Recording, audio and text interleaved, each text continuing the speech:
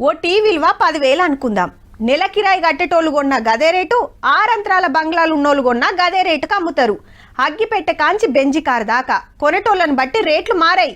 ఎవ్వలైనా గంతకే అమ్ముతారు, దాని మీద గంతే ట్యాక్స్ కట్టాలి. అట్లా కాకుండా ఉన్నోళ్ళకు 10 రూపాయలు ఎక్కువేసి లేనోళ్ళకు ఆ 10 రూపాయలు తగ్గిస్తే ఎట్లుంటది? మస్తుంటదిలే.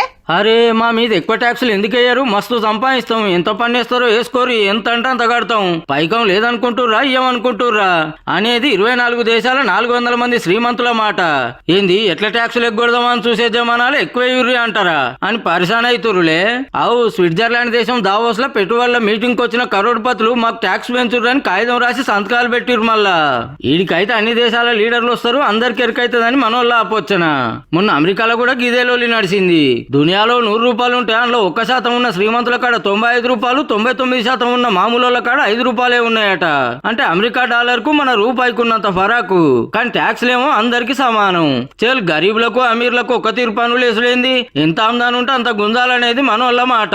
దయగల మహారాజులకు గిన వాజిబే అనిపించి మా మీద ట్యాక్సులు వేయరని ముంగడికి వచ్చిర్రు అన్నట్టు. మా కాడ ఎక్కువ ట్యాక్సులు వసూలు చేసి చక్కటి రోడ్లు, స్కూళ్లు, దవాఖాన్లు కట్టియొచ్చు. కడమలకు తగ్గిస్తే వాళ్ళకు 10 రూపాయలు మిలిగి ఇంకా దేనికన్నా అక్కర వస్తాయి కదా. ఇక అప్పుడు ఉన్నోళ్లకు లేనోళ్లకు నడుమ దూరం తగ్గుతుందనే మంచి ఆపోచ్చన. మరి ఒక్క దేశంలో అల్లకో ట్యాక్స్ ఇళ్ళకో ట్యాక్స్ వేసుడు అవుతుందో లేదో గానీ వేస్తేనే మంచిదని ముందుకు వచ్చిన సావుకారులను తారీఫ్ చేయవలసిందే. ఇక ఈ కార్యం ముంగడికి తీసుకుపోయే జిమ్మెదారి అన్ని దేశాల సర్కార్లది. ఏం చేస్తారో చూడాలి మరి.